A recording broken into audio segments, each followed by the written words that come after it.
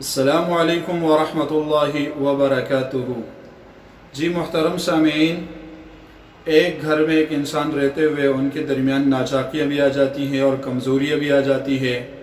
بسا اوقات کسی ایک کے زبان سے تیز الفاظ بھی نکلتے ہیں اور وہ دوسرے کو برے بھی لگ جاتے ہیں، لیکن یہ معاشرے کا ایک حصہ ہے، زندگی کا ایک حصہ ہے اور یہ ہوتا رہتا ہے۔ یعنی بسا اوقات بہن بھائیوں کے درمیان اور اس طرح اپنے اعزاء رشتہ داروں اور اقربا کے درمیان کچھ تیز گفتگو اور کچھ اس طرح کی ناراضگی والی گفتگو درمیان میں آ جاتی ہے، جس سے ناراضگی بڑھ جاتی ہے۔ لیکن بہترین آدمی وہ ہے اور سب سے اچھا اور عمدہ آدمی وہ ہے کہ جو اپنی غلطی پر ڈٹا نہ رہے، بلکہ وہ فوراً اپنی غلطی سے رجوع کرے اور اپنے رب کے حضور بھی معافی مانگے اور اگلے والے سے بھی معافی مانگے۔ اور یہ یاد رکھے کہ مسلم شریف کی روایت ہے کہ اللہ کے رسول صلی اللہ علیہ وسلم نے فرمایا کہ صدقہ مال کو کم نہیں کرتا، یعنی جب انسان اپنے مال سے صدقہ نکالتا ہے تو صدقے سے اس کا مال بڑھ جاتا ہے۔ اور اسی طرح اللہ کے رسول صلی اللہ علیہ وسلم نے فرمایا کہ جو بندہ معافی مانگ دیتا ہے، جو بندہ معافی مانگ لیتا ہے، اللہ اس کی عزت کو اور بڑھا دیتا ہے، اور جو بندہ اللہ کے رضا کے لیے تواضع، عاجزی، انکساری اختیار کرے، اللہ رب العزت اس کا درجہ بلند فرما دیتے ہیں۔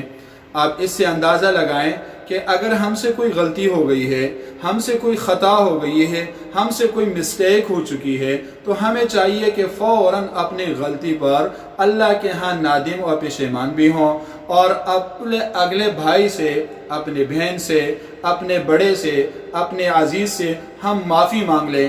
اس معافی مانگنے سے ہماری عزت میں اور اضافہ ہوگا، ہماری عزت کم نہیں ہوگی۔ لیکن بظاہر دنیا میں لوگ یہ سمجھتے ہیں کہ اگر میں نے اگلے سے معافی مانگ لی تو اگلا والا مجھے کمزور سمجھے گا، اگلا والا مجھے حقیر سمجھے گا۔ ایسی بات نہیں ہے، بلکہ معافی مانگنے سے انسان کے اندر وقار اور سنجیدگی پیدا ہوتی ہے۔ معافی مانگنے سے انسان کا دل فراغ اور وسیع ہو جاتا ہے۔ معافی مانگنے سے اس کے اندر ایک حوصلہ، تحمل پیدا ہو جاتا ہے، اور خاص طور پر معافی مانگنے سے اللہ رب العزت اپنے اس بندے کی عزت اور بڑھا دیتا ہے۔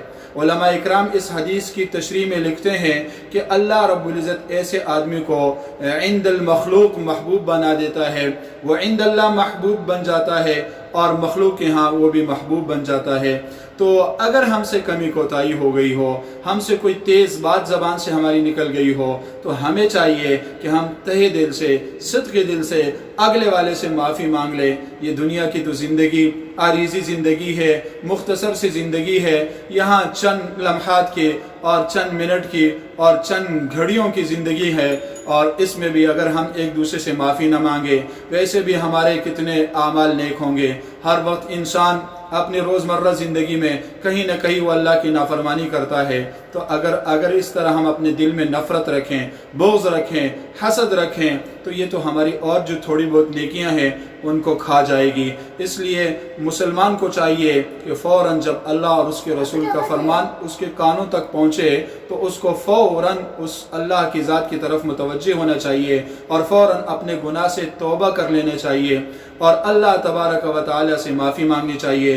اور جس بندے کے ساتھ زیادتی ہوئی ہے یا اس کا حق مارا ہے یا اس کو کچھ ناروا کلمات کہے ہیں تو فوراً اسے معافی مانگ لینی چاہیے۔ اللہ کے رسول صلی اللہ علیہ وسلم سے بڑھ کر دنیا میں کوئی نہیں تھا۔ اللہ کے رسول صلی اللہ علیہ وسلم نے قاتل کو تک معاف کیا ہے۔ آپ کے چاچا کا قاتل جب اسلام لے کے آئے اور آپ کے سامنے آیا تو آپ نے اس کو بھی معاف فرما دیا۔ تو ہم کون ہوتے ہیں؟ ہم تو آپ کی امتی ہیں اور گناہوں کے بوجھوں میں تلے دبے ہوئے ہیں، خطا کار ہیں۔ ہمیں تو فوراً چاہیے کہ ہم اپنے آقا جناب نبی کریم صلی اللہ علیہ وسلم کے فرمان پر فوراً عمل کرتے ہوئے اور رسول اللہ صلی اللہ علیہ وسلم کی احادیث مبارکہ پر عمل کرتے ہوئے فوراً ہم اپنے اس گناہ سے توبہ کریں اور